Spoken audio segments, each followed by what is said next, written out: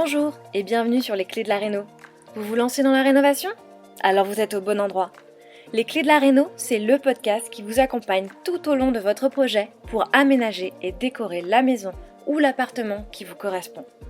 Je suis Alison, aujourd'hui architecte d'intérieur et décoratrice. Je vous propose ici mes conseils et mes astuces pour transformer votre projet en un intérieur beau, chaleureux et fonctionnel dont vous serez fiers. Je suis passée par là. Je sais ce que c'est que de devoir gérer une rénovation en plus de son quotidien. C'est pas toujours une partie de plaisir, mais ça en vaut tellement la peine au bout du compte. Seul ou avec un invité, laissez-moi vous aider à simplifier les étapes, vous apporter les clés dont vous avez besoin pour que votre projet se passe au mieux.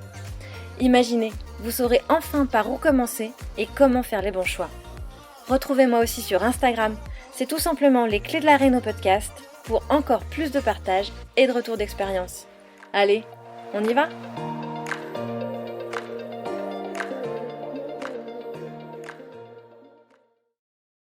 Hello les rénovatrices et les rénovateurs et bienvenue sur Les Clés de la Réno, le podcast.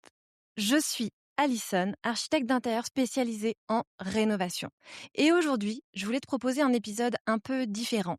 Je voulais pas te parler de méthodes, des étapes, de sujets techniques, mais juste 10 vérités sur la rénovation, celles que personne ne te dit franchement et que personnellement j'aurais vraiment aimé qu'on me dise au moment où j'ai démarré. Alors certaines vont te sembler peut-être évidentes, d'autres probablement moins. Mais je te garantis qu'à un moment ou à un autre, dans ton projet, chacune d'entre elles va compter. Allez, c'est parti. D'abord, la première vérité. Plus tu comprends ton projet, moins tu dépends des autres. C'est peut-être la plus importante de toutes. Quand tu ne comprends pas ce que tu fais, pourquoi tu fais tel choix, pourquoi tu les fais dans tel ordre, ce que ça implique techniquement, comment ça va s'articuler avec tout le reste, t'es obligé de faire confiance à tout le monde. À l'artisan qui te dit que c'est la bonne solution, au vendeur qui te dit que c'est le bon produit, ou à ton entourage qui te dit que c'est la bonne décision. Et cette dépendance-là, elle peut te coûter cher, à la fois en argent, en énergie, en regret. C'est pas une question d'expertise parce que clairement, t'as pas besoin de devenir une experte pour rénover ta maison ou ton appartement, mais t'as besoin de comprendre les grandes logiques de ton projet, les étapes, les interdépendances, les priorités, les arbitrages qu'il va falloir faire. Savoir pourquoi tu fais les choses dans cet ordre-là et pas dans un autre. Et plus tu montes en compétences, plus tu vas pouvoir poser les bonnes questions. Et plus tu poses les bonnes questions, plus tu obtiens les bonnes réponses. Ça semble logique. Et alors, plus tu prends des décisions qui sont vraiment les tiennes, celles qui correspondent vraiment à qui tu es, à comment tu veux vivre et aussi au bien que tu rénoves. La deuxième vérité, on sous-estime toujours ce que ça coûte réellement. Alors ça, le nombre de fois où je suis arrivée en rendez-vous de démarrage auprès de clients qui me disent on veut faire ci, on veut faire ça, et puis on aimerait bien faire ci, ça aussi, et on a 25 000 € de budget. Clairement, on sous-estime toujours ce que ça coûte. Quand une cliente me contacte pour la première fois, je lui demande toujours son budget. Et presque à chaque fois, le budget, il est en dessous de ce que le projet va réellement coûter. Pas parce que c'est irréaliste, mais en général, parce que quand on n'a jamais rénové, on ne sait pas, on ne connaît pas les coûts. C'est complètement normal. Personne ne naît en sachant réellement rénover et en sachant ce que ça coûte et ce qu'il va falloir réellement engager. C'est pas une information qu'on apprend et qu'on a facilement. C'est pas quelque chose qu'on voit affiché quelque part. Les travaux, ça coûte cher. Alors ça, en général, on le sait, ça coûte vraiment cher, mais malgré tout, on est quand même toujours surpris quand on voit les chiffres qui s'accumulent une fois qu'on voit les devis. Une salle de bain complète, une cuisine, une mise aux normes électriques, c'est des chiffres qui surprennent quasiment tout le monde la première fois qu'il rénove. Et le problème, c'est que cette méconnaissance, elle crée un décalage très tôt dans le projet entre ce qu'on imagine pouvoir faire et ce qu'on peut réellement réaliser avec son budget, entre les envies et les arbitrages qui seront nécessaires. Ce décalage, si tu le mesures pas assez tôt, ça va probablement créer de la frustration, des renoncements et ça peut effectivement t'engager dans un chantier qui n'aboutira pas au résultat que tu souhaites. Au moment où il est le plus difficile et le plus coûteux de changer de cap. Vraiment, il faut prendre conscience de ça le plus tôt possible. Alors avant de te lancer, la première chose à faire, c'est de te confronter aux vrais chiffres. Pas les chiffres que tu espères, mais vraiment les chiffres du marché aujourd'hui pour ton type de projet. C'est assez inconfortable, mais c'est ce qui te permet vraiment de construire un projet solide et de ne pas avoir de mauvaises surprises au pire moment, une fois que c'est trop tard. La vérité numéro 3, c'est que les meilleurs choix ne sont pas toujours les plus chers. Alors, effectivement, il y a un peu en paradoxe avec la précédente vérité, mais on a quand même aussi toujours tendance à associer qualité et prix. C'est quelque chose, une forme de préjugé qu'on peut avoir. Alors effectivement, souvent, plus on paye cher, meilleure sera la qualité des matériaux. En rénovation, c'est assez vrai pour ce qui est des matériaux. Mais il y a des postes sur lesquels on peut réaliser des économies sans pour autant transiger sur la qualité.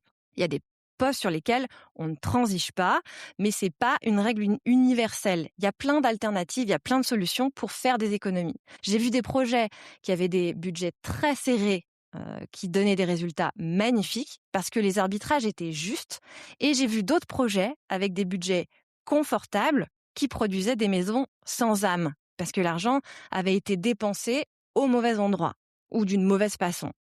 Ce qui fait la qualité d'une rénovation, c'est rarement le prix total, c'est la pertinence de tes choix. Savoir où investir vraiment et où tu peux faire autrement sans que ça n'ait vraiment d'impact et sur la fonctionnalité et sur le confort et sur comment tu vas te sentir dans cette maison. Par exemple, un carrelage peut parfois avoir un coût plutôt d'entrée de gamme, je sais pas, 20 € du mètre carré par exemple, qui est bien posé dans un espace bien pensé. Ça peut être 10 fois plus beau, 10 fois plus pertinent qu'un carrelage que tu auras payé 80 €, mal mis en œuvre dans une pièce mal conçue. Le prix, clairement, ne remplace pas la réflexion et tout se fait dans la planification, dans les arbitrages en amont. La 4e vérité, ta réno va prendre plus de temps que prévu. Ça, je le dis souvent, mais c'est une vraie vérité à laquelle on ne s'attend pas, mais pas parce que tu t'y prends mal, pas parce que tes artisans sont incompétents ou mal organisés, mais parce que c'est quelque chose de structurel. La rénovation, c'est un enchaînement de décisions, de commandes, de délais d'intervention qui dépendent les unes des autres et souvent en plus qui ne dépendent pas toujours que de toi. Dans cet enchaînement, il suffit qu'il y ait un élément qui prenne du retard pour que tout le planning se décale. La livraison d'un matériau qui est repoussé de 3 semaines, un artisan qui a un chantier précédent qui déborde et qui lui impose de décaler son intervention, une mauvaise surprise derrière un mur qui oblige à revoir une partie de la planification, c'est des choses qui arrivent tout le temps sur quasiment tous les chantiers. Donc, si tu vois ton calendrier qui s'allonge, ce n'est pas de ta faute, c'est quelque chose de récurrent, c'est assez normal. Et donc, ce que je te conseille, quand tu construis ton planning, intègre tout de suite une marge temporelle. Qu'est-ce que c'est une marge réaliste ? Clairement, ça dépend de l'ampleur de tes travaux, l'ampleur de ton projet, de la technicité qui est demandée, mais tu peux facilement prévoir 10%, 20% de temps en plus entre les interventions pour éviter justement les situations où le chantier doit absolument s'enchaîner comme c'était prévu et être terminé à une date précise.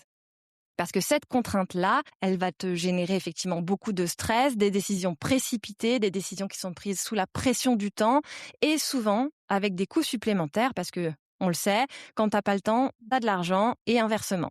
La flexibilité dans le temps, c'est l'un des meilleurs investissements que tu puisses faire dans ton projet. Effectivement, anticipe bien cette flexibilité dès le départ. La vérité numéro 5, on va parler des artisans. Les artisans, ils sont pas là pour concevoir ton projet, d'une part, et ils ne peuvent pas lire dans tes pensées. Ça, c'est une double vérité.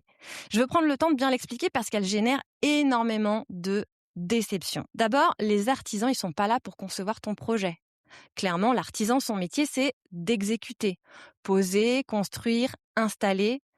Il n'est pas là pour réfléchir à l'organisation de ton espace, à la cohérence de tes choix, à ce qui va fonctionner ou pas sur le long terme en fonction de qui tu es, de tes usages, ton mode de vie. Quand tu demandes à un carreleur, qu'est-ce que vous me conseillez? Il va te répondre ce qu'il sait le mieux poser, ce qu'il peut commander facilement et ce qu'il a l'habitude de faire. Il va pas penser à ce qui convient le mieux à ton projet. La conception, c'est ton travail ou celui de quelqu'un que tu mandates pour ça. Mais c'est jamais celui de l'artisan.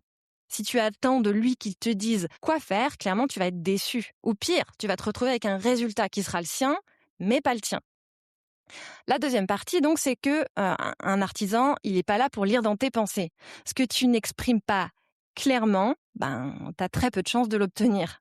Si tu as une image très précise en tête de ce que tu souhaites, un rendu précis, une finition, une ambiance, et que tu ne communiques pas ni avec des mots, ni avec des images ou des références, des documents qui pourraient être écrits, visibles, palpables, l'artisan, il va faire ce qu'il comprend de ce que tu lui dis, ou de ce que tu lui dis pas donc, et pas réellement ce que tu voulais.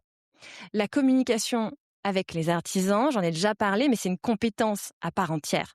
Savoir décrire ce que tu veux, mettre par écrit les détails qui comptent vraiment pour toi, valider les points sensibles avant que le chantier commence et au fur et à mesure du chantier, c'est ce qui évite l'immense majorité des déceptions. On continue avec les artisans. La vérité numéro 6, c'est que les artisans ne sont quasiment jamais d'accord entre eux. C'est l'une des premières choses qui déstabilise le plus quand on se lance dans un projet de rénovation.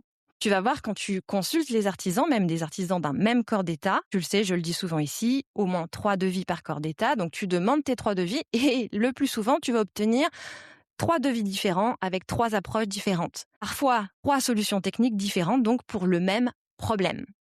Et donc, tu ne sais plus qui croire. Logique, c'est normal. Les artisans, ils ont des habitudes, des méthodes de travail, des matériaux de prédilection. Et c'est pas forcément qu'un des 3 a tort. C'est que chacun travaille comme il a l'habitude de le faire, comme il travaille, quoi. Ce que ça implique pour toi, tu peux pas te contenter de mettre des devis en concurrence sans comprendre ce qu'ils contiennent réellement.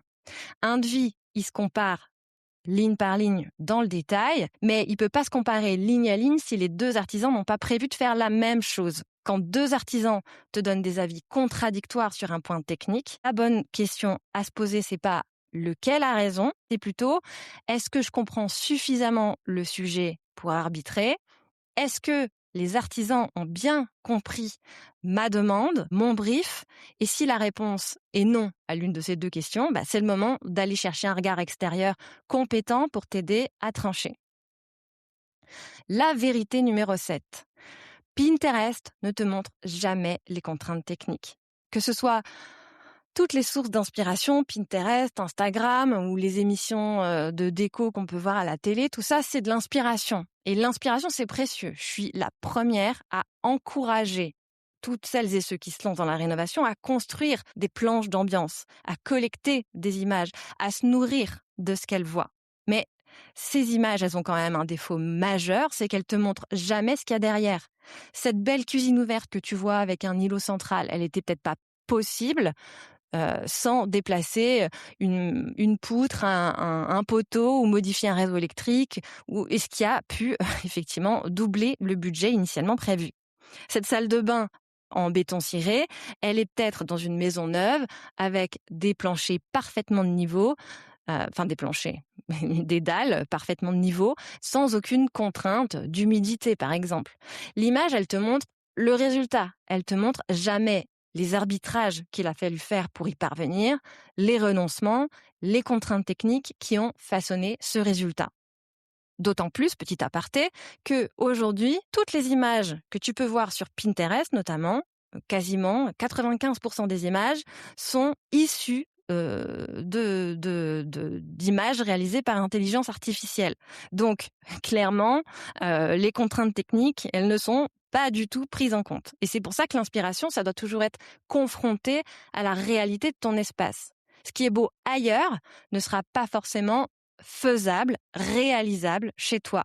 Ou en tout cas, pas au même coût, pas dans les mêmes conditions. La vérité numéro 8, tu ne regretteras jamais d'avoir passé du temps à préparer, à planifier ton projet. Jamais.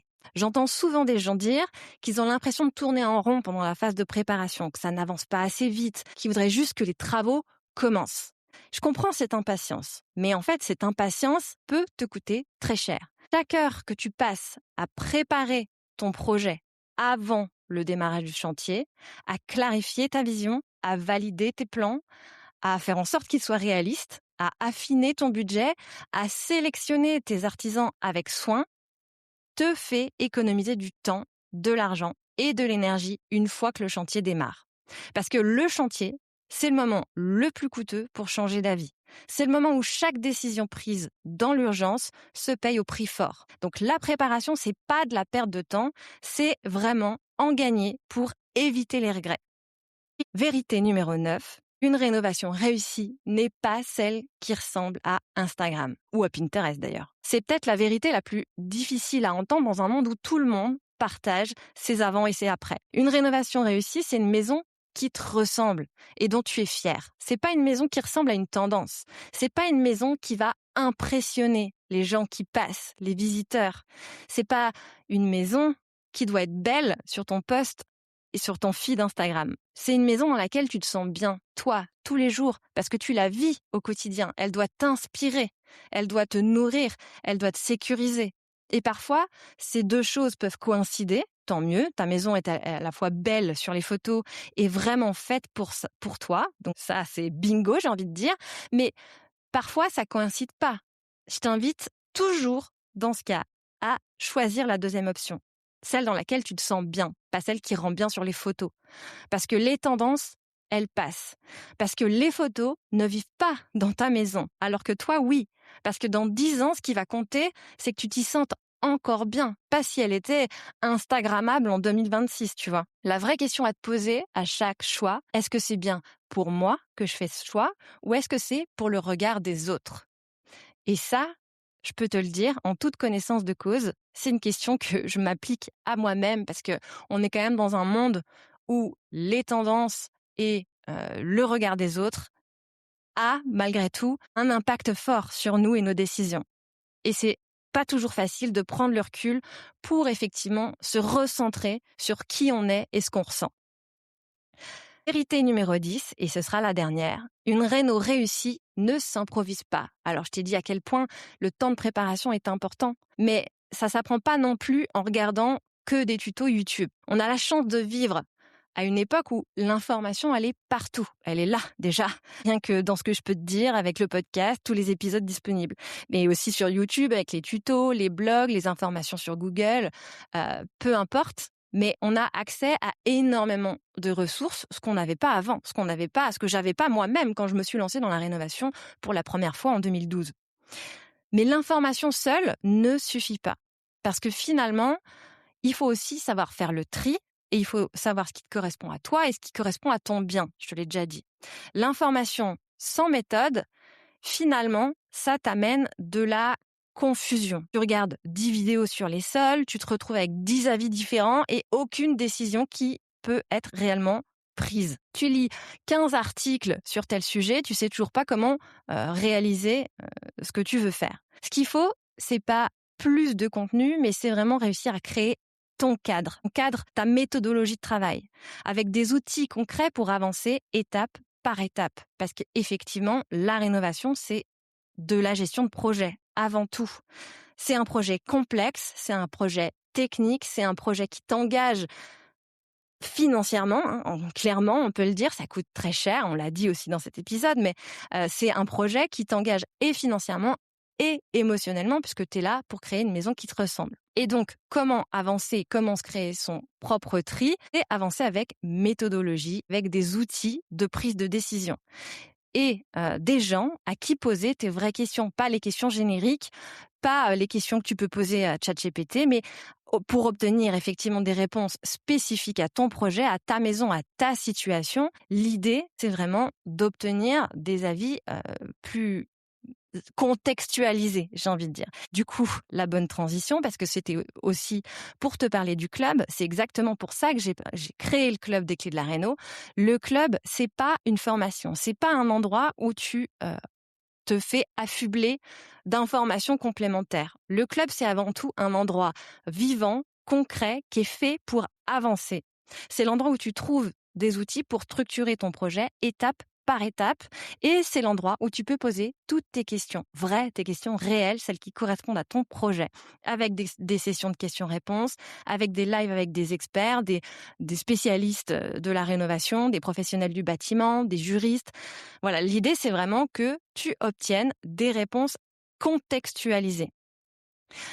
Et surtout, que tu ne sois plus seul. Parce qu'effectivement, dans un projet de rénovation, souvent, surtout quand on ne l'a jamais fait, on a autour de soi plein de personnes qui vont venir nous donner leurs avis. Et c'est difficile donc de faire le tri. L'idée, c'est que tu puisses poser tes questions en étant moins seul avec le club, mais surtout que tu puisses obtenir les réponses qui te correspondent vraiment.